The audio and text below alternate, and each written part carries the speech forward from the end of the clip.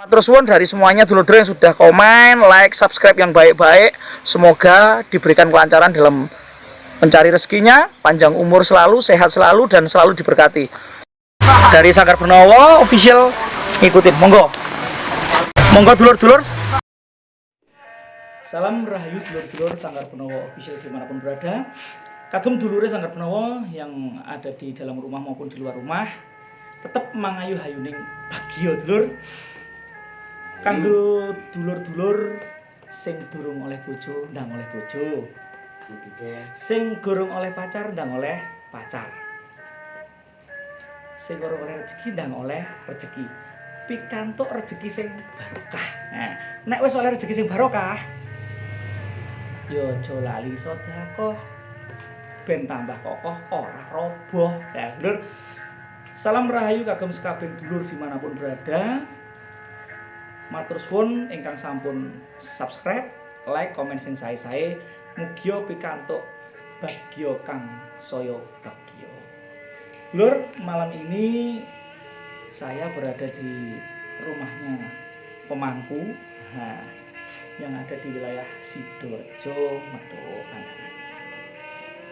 Mangke ben ditepangki. Jadi nanti biar diperkenalkan beliaunya seperti apa. Bengi iki ngobrol alon-alon. Ngobrol enteng angin migunani marang aku lan sampeyan sedaya. Kagem dulur di dalam rumah maupun di luar rumah selalu dapat kebahagiaan, senantiasa dapat perlindungan dari Tuhan Sang Pencipta. Monggo dulur ben ditepangki sapa piantune. Ngapunten. Tepangki. Nggih. Kula naminipun Mangku Ngataji saking Telatah Dusun Sidoarjo, Desa Medoro, Kecamatan Kandangan, Kabupaten Kediri. Oke, dulur, beliaunya yang pasti jelas adalah seorang pemangku di salah satu pura yang berada di wilayah Sidoarjo. Malam ini kita akan ngobrol-ngobrol kagem dulur-dulur semuanya. Iki lebih banyak saya bahasa Indonesia karena penontonnya yo sing nyimak sing merhatekke orang wong Jawa ya, dimanapun berada. Jadi gini, mohon maaf kita ngobrol apa sih ya, sakjane ataupun sebenarnya yang dibilang kebersamaan. Apa arti dari budaya itu sendiri, apa dari sifat luhur itu sendiri, intinya ulasannya apa arti dari kebersamaan dan bagaimana wujud dari kebersamaan itu sendiri ya. Karena perbedaan itu adalah indah gitu. Seindah kita membayangkan seorang yang kita sayangi. Gila lah. Pokoknya dulur, pokoknya tetap disimak. Gini, mohon maaf. Karena ini dari secara apa yang sudah menjadi pengalaman nih panjenengan. Menurut panjenengan nih,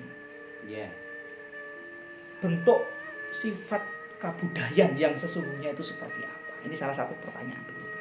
Bentuk sifat kabudayaan itu seperti apa? Kita sebagai seorang keturunan Jawa khususnya, walaupun bukan orang Jawa dimanapun berada, tapi yang menjadi bentuk apa sih wujudnya orang Jawa itu apa? Sifat kabudayaan itu seperti apa? Orang yang punya sifat kabudayaan itu seperti apa ciri-cirinya? Gitu. Menurut pengalaman saya, yang namanya budaya ini tidak lepas dari pelajaran para leluhur kita. Pada waktu itu leluhur kita di tanah Pulau Jawa. Jawa itu bisa dikatakan gemah ripah lojinawi toto tentrem raharjo karena kebersamaan, karena kerukunan. Di dalam Jawa sendiri tidak ada membeda-bedakan antara agama, suku, dan ras. Di zaman kerajaan dulu, nenek moyang kita mengajarkan sampai sekarang yang namanya Bhinneka Tunggal Ika Tanhana Dharma Mangrua, bahwasanya berbeda-beda itulah indah. Suatu contoh pelangi. Pelangi kalau satu warna dipandang kurang indah, tapi karena perkumpulan warna dijadikan satu, akhirnya kelihatan keindahan. Begitu juga orang Jawa, leluhur-leluhur kita, berbeda-beda agama, berbeda-beda suku, berbeda-beda bahasa, semuanya ditampung, tidak dipermasalahkan. Makanya sebutan daripada Tuhan sendiri, Gusti yang Maha Agung, di dalam kerajaan kita, di dalam ajaran leluhur kita tidak dibahas tentang satu Tuhan. Dalam arti begini, sebutan Tuhan itu memang banyak, tapi jangan diperdebatkan. Memang ajaran kita, ajaran leluhur kita, kenapa sih kok dikatakan Jawa? Jawa itu ngerti.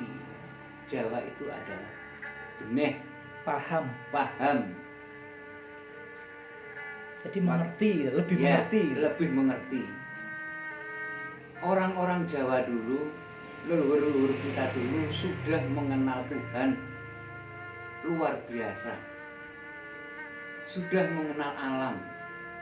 Apalagi saya sebagai pemangku harus tahu sedikit banyak tentang sejarah.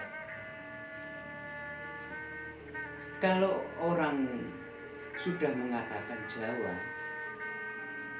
bisa ngomong di mana-mana, paling tidak didasari dengan sejarah dulu. Karena di dalam ajaran kita, terutama ajaran saya yang saya anut, itu memang ajaran Hindu. Tetapi di dalam Hindu sendiri, kalau didalami, ajaran Hindu adalah ajaran alam, agama leluhur. Maka dari itulah ajaran yang saya anut tidak lepas dengan ajaran leluhur.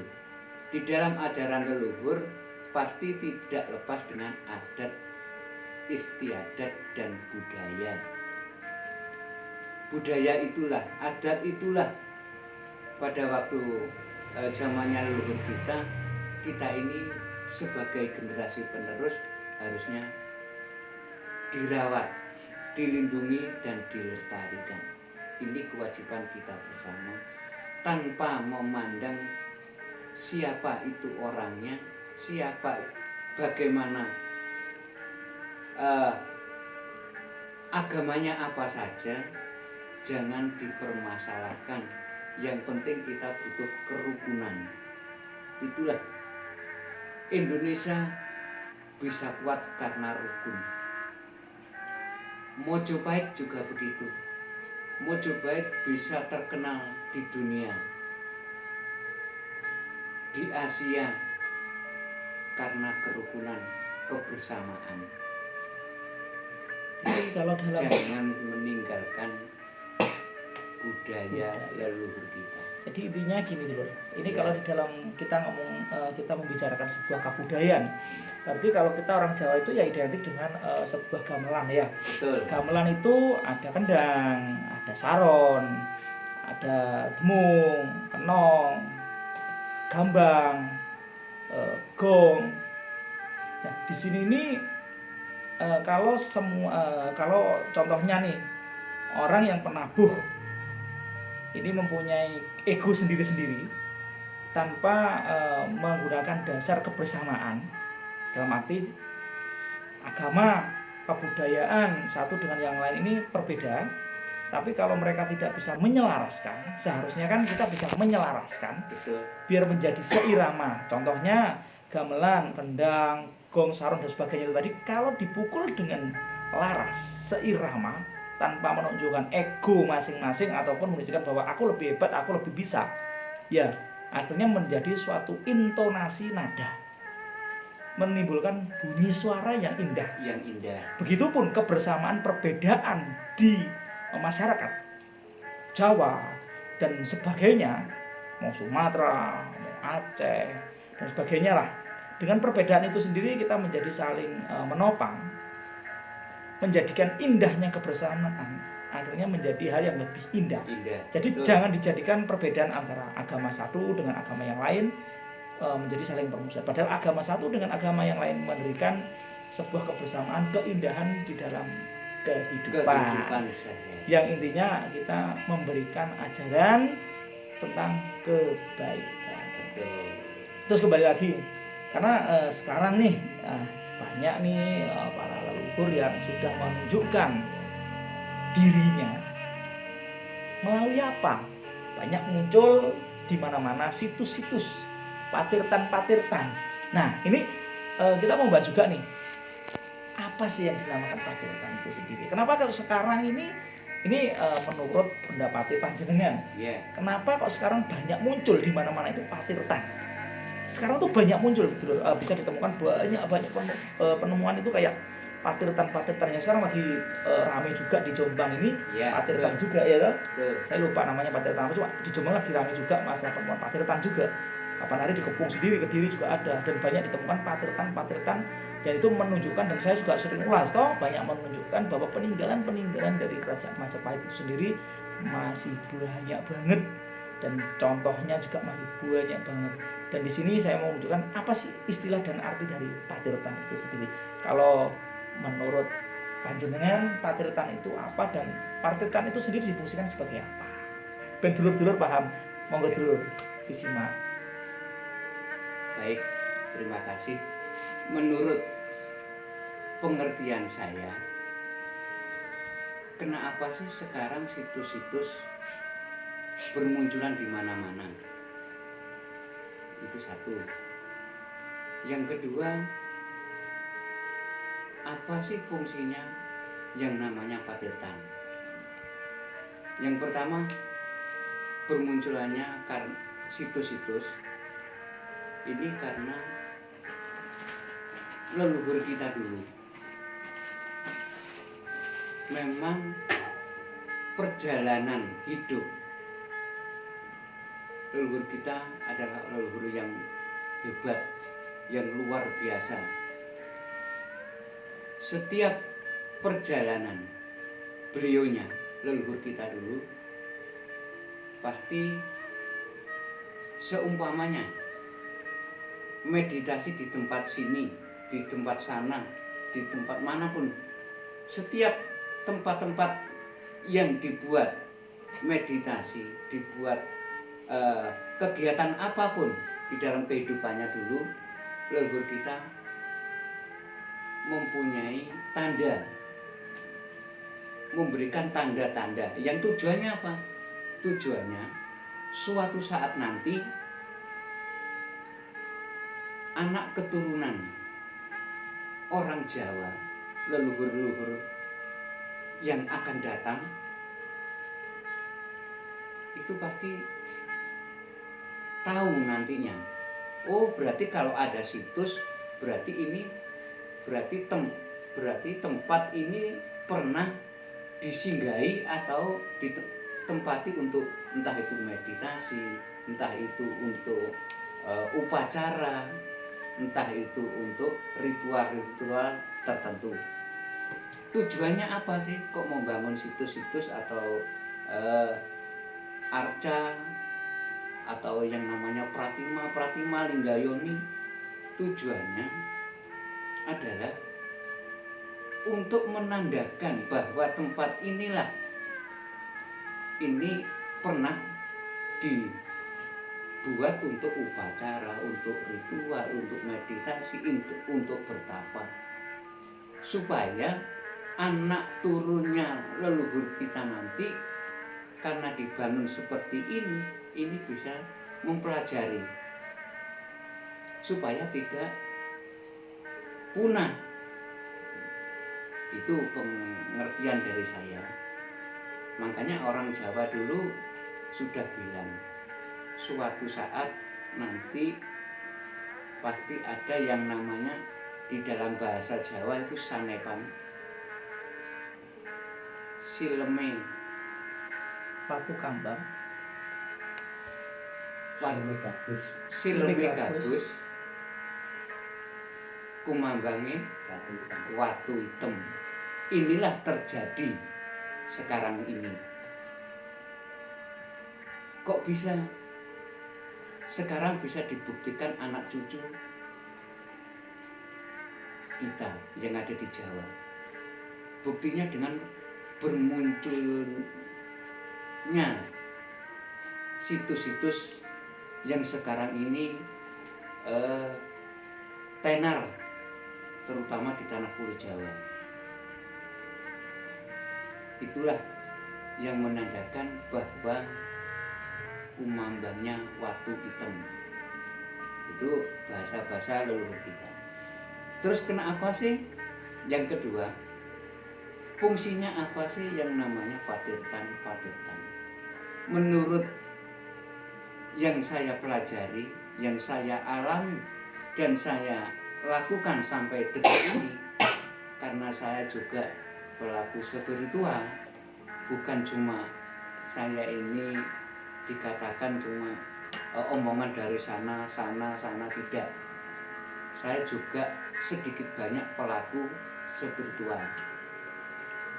Yang namanya patirtan, yang dinamakan orang-orang sekarang, memang betul setiap ada situs di dekatnya ada sumber, ada yang namanya patirtan.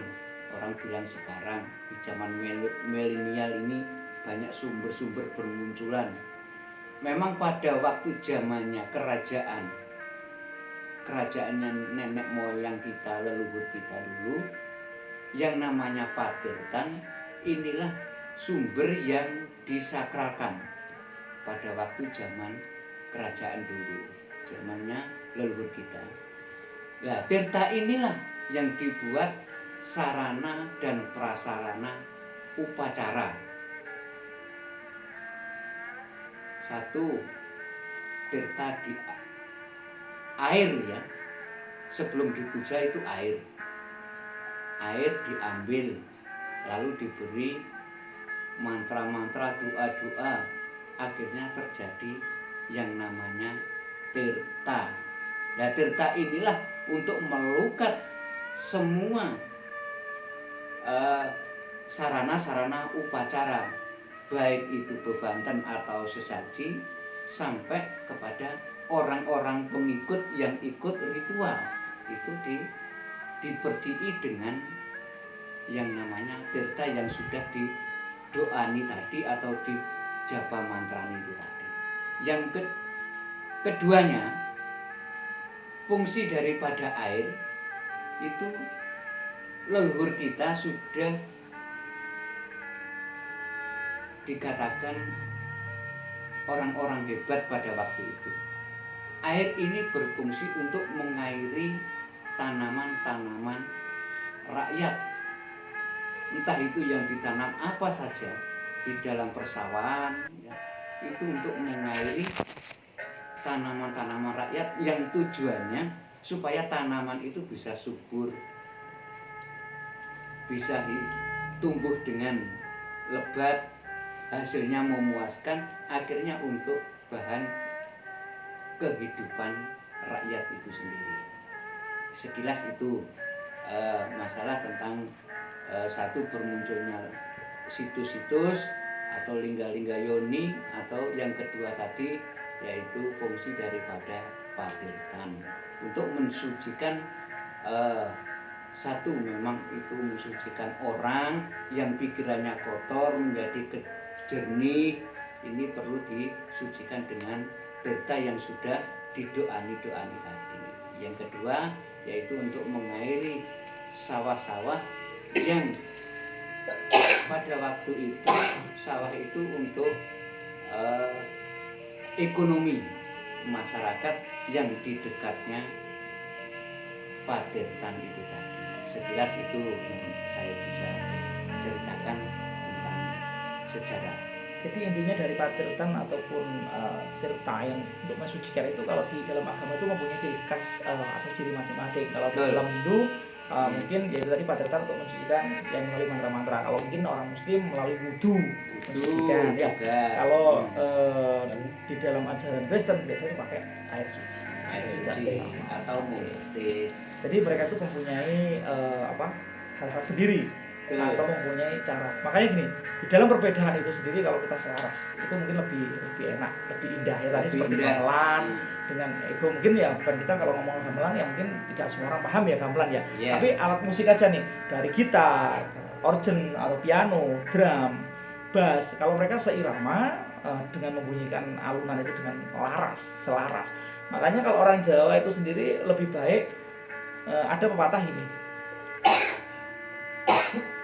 Dekno umbul-umbul godhong klaras. Atau dekno umbul-umbuling klaras. Maksudnya sing darane klaras kan ngelaras pikiran dan hati kita. Betul. Jadi ibaratnya memilah dan mengintrospeksi diri kita. Betul. Ibaratnya kan kita menjadi dari kalau orang mungkin ada yang bilang dari kegelapan menuju jalan yang terang benderang. Ya dalam arti terang benderang kalau kita itu paham akan kehidupan di sekitar kita. Kita bisa lebih santun, gotong royongnya, kita lebih santun akan sesama, ibaratnya jogo tepo sliro antara kita, teman dan sebagainya tanpa membedakan suku, budaya dan agama. Intinya seperti itu. Betul. Jadi karena kebersamaan itu sangat indah. Kalau contohnya di sini sendiri kalau tidak salah, Desa Medowo sendiri tertulis dan tercatat sebagai desa Pancasila. Karena perbedaan, mungkin dulur-dulur bisa kesini nih, bisa melihat nih seperti apa. Mungkin kita hidup orang desa ya, mungkin di dalam pedesaan, di daerah pedesaan. Tapi kebersamaan dan kerukunan itu yang sangat masih dijaga dan dilestarikan. Betul. Agama Hindu masih banyak pura-pura, agama Muslim juga, Nasrani atau Kristiani sendiri juga kita saling menopang dan saling gotong royong. Yang penting selama kita tidak dipecahkan oleh hal-hal yang bersifat memecah belah, ya kita akan tetap merasakan yang namanya keindahan dan kebersamaan. Karena sebuah hal yang bagus itu adalah dan indah itu karena kebersamaan. Intinya dulur, sing paham, sing beneh, sing ngerti marang dulur sanak kadang sak pitunggalane. Ya makane kita juga masih belajar, jadi sama-sama ngelaras ning swara. Makanya kalau gamelan ibaratnya apa? Kayak menyelaraskan nada ya. Ibaratnya kalau musik kan ibaratnya kayak gitar diselaraskan dengan not-notnya. Ya kita juga bisa menyelaraskan kita dengan lingkungan. Sebenarnya hidup itu mudah, tetapi caranya hidup yang bermasyarakat itu yang susah. Karena perbedaan pikiran, perbedaan pendapat yang kalau kita masih punya ego yang mendominasi diri sendiri, kita tidak bisa mengendalikan ego kita, akhirnya merasa kita hebat dan sebagainya, kita menganggap orang lain itu salah, kita menganggap orang lain itu lebih bodoh. Ya itu yang harus kita tekankan, bahwa kita ini masih sama-sama belajar untuk menjadi lebih baik. Itu salah satu. Dan ini mau tanya lagi, kenapa? Nah ini, kenapa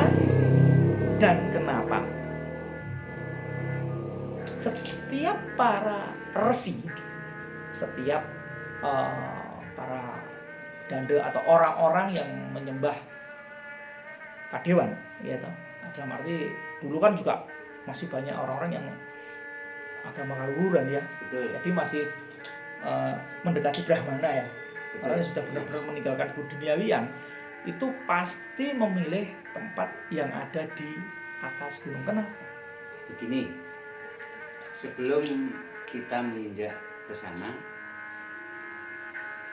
ajaran-ajaran leluhur yang dinamakan Bhinneka Tunggal Ika, bahwa tercetusnya Bhinneka Tunggal Ika itu namanya kan berbeda-beda ya. Berbeda-beda. Sampai saat ini yang namanya berbeda-beda, kalau dijadikan satu menjadi keindahan, sampai saat ini di negara kita ini dijadikan lambang negara panutan rakyat masyarakat Indonesia. Contohnya apa? Tertuang di dalam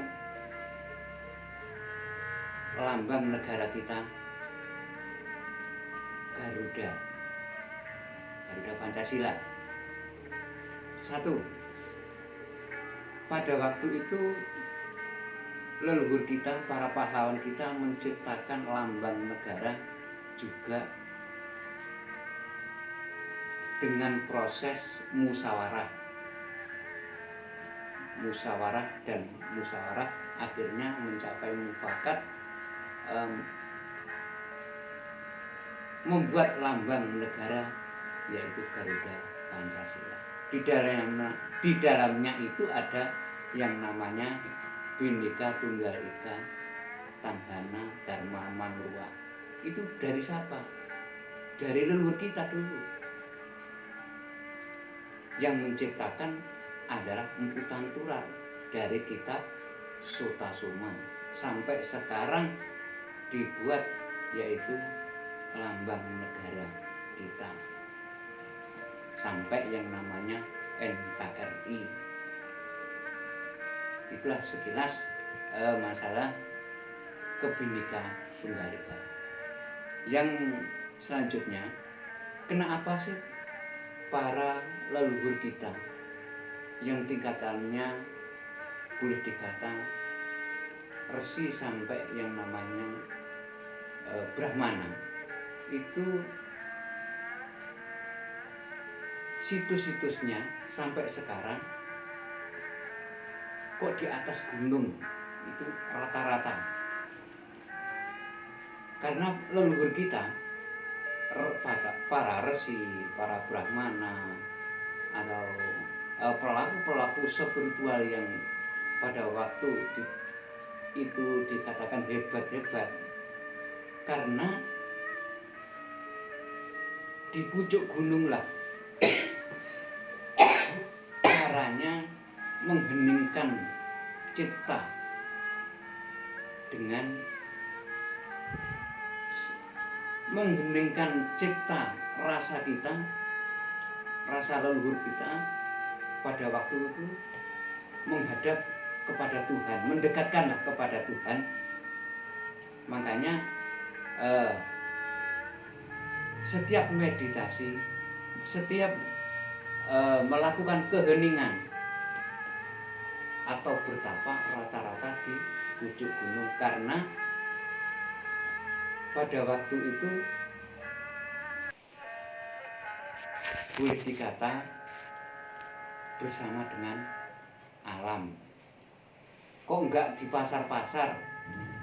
Karena butuh keheningan, butuh yaitu dikatakan apa ya, yang namanya hutan itu butuh yang sepi, tidak terganggu apa-apa. Yang ada adalah hanya yang ada di alam itulah. Penyatuan dengan alam itulah akhirnya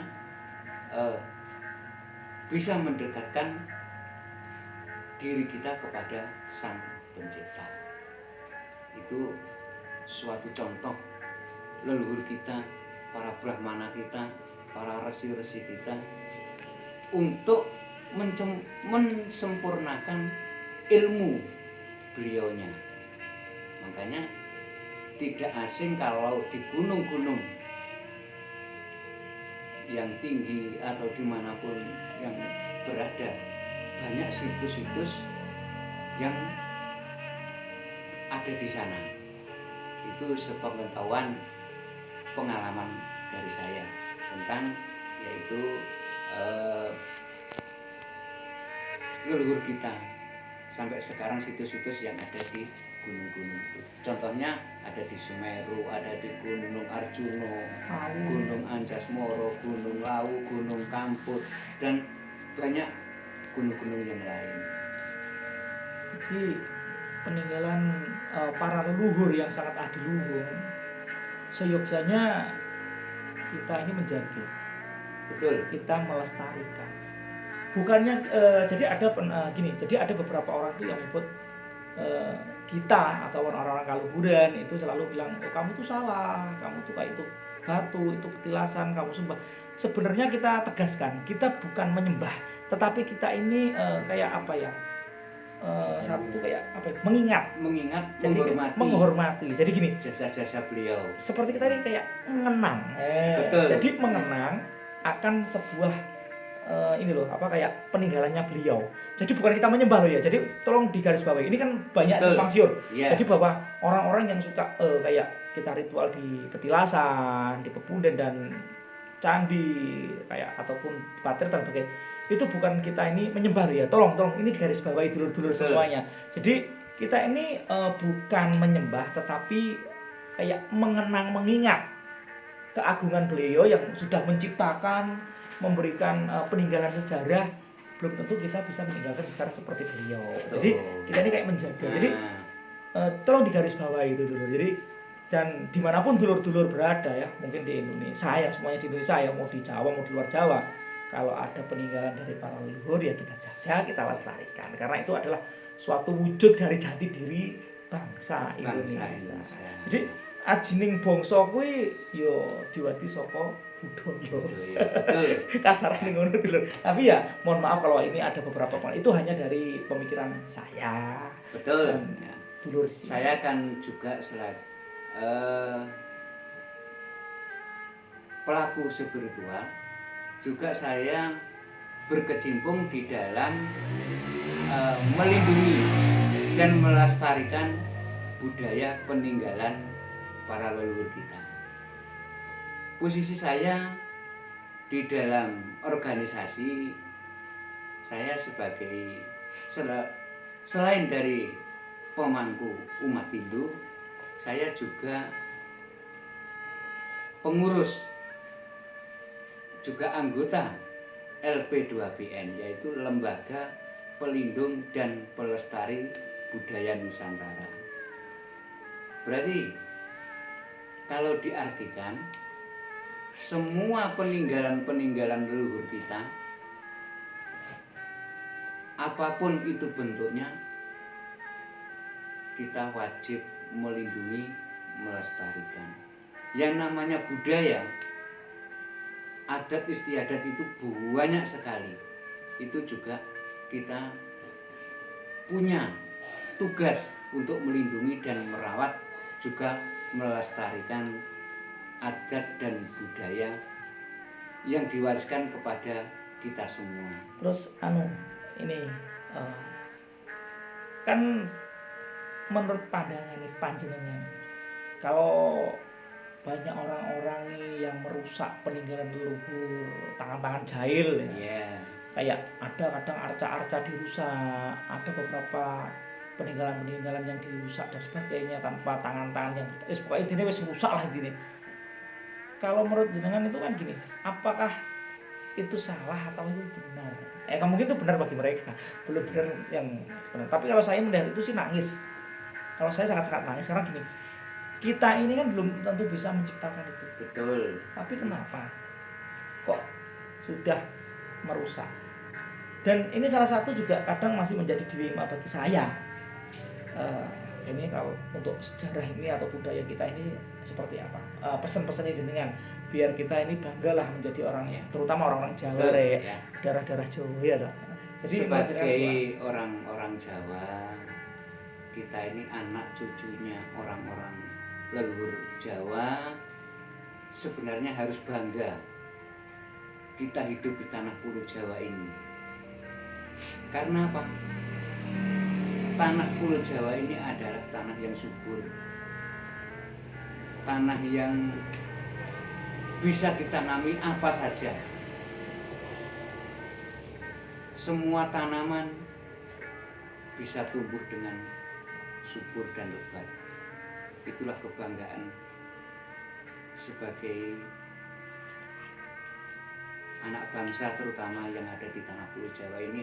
Seharusnya bangga dengan keagungan daripada Tuhan Sang Pencipta atas yang diberikan kepada kita semua, terutama di tanah Pulau Jawa ini.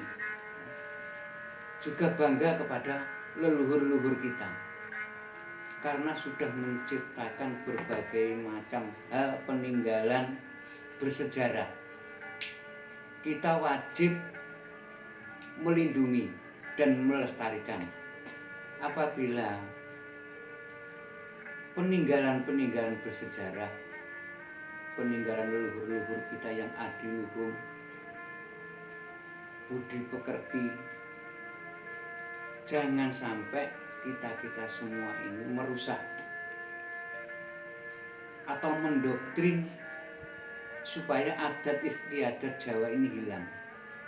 Ini saya pesan kepada generasi-generasi muda semuanya, tolong lindungi, rawatlah, banggalah jadi anak bangsa, terutama di tanah Pulau Jawa ini yang tanahnya Gemah Ripah Rojinawe Toto Tentrem Raharjo ini. Karena apa? Karena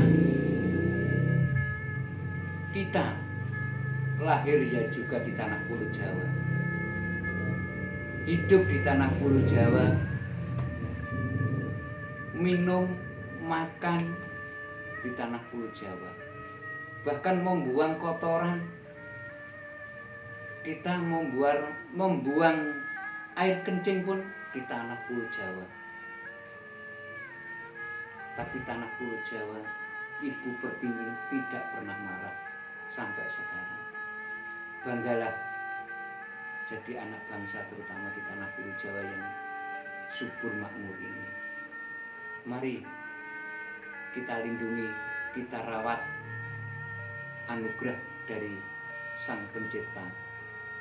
Juga peninggalan-peninggalan leluhur, ajaran-ajaran leluhur yang adiluhung, budi pekerti, adat dan budaya. Mari bersama-sama kita lestarikan tanpa memandang warna, agama, ras, suku dan bahasa. Ayo, sudah waktunya kita ini untuk bersatu. Sudah waktunya kita ini perlu dengan kebersamaan untuk saling menjaga keutuhan peninggalan-peninggalan leluhur kita. Jangan sampai ada yang merusak arca, patung, lingga-lingga yoni. Mari saya sebagai lembaga pelindung dan pelestari budaya Nusantara mengajak kepada generasi muda, tolong mari kita rawat peninggalan-peninggalan para leluhur yang sudah memberikan ajaran luhur bagi kita semua. Saya kira itu yang saya bisa ceritakan. Oke, terima kasih. Banyak ulasan yang dari versi kita, mungkin belum punya versi sendiri, yang mohon maaf. Kita tidak hebat, kita bukan yang orang yang hebat, tetapi kita hanya bisa berbagi cerita, berbagi pengalaman. Semoga sedikit pengalaman ataupun pengertian di dalam kehidupan yang sudah beliau alami ataupun beliau jalani itu juga bisa menjadi manfaat bagi saya, juga sedulur semuanya. Intinya dalam ulasan ini tadi, sebuah perbedaan itu adalah sebuah keindahan.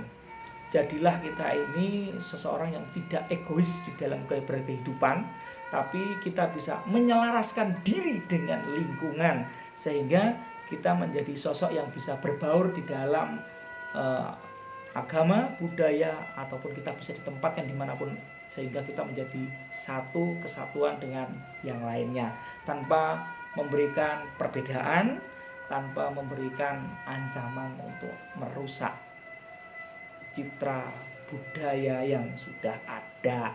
Matur suwun dulur, intinya dari situ kagem dulur Sanggar Benowo dimanapun berada, matur suwun sanget, sampun ikuti channelnya, dukung terus dan ikuti terus.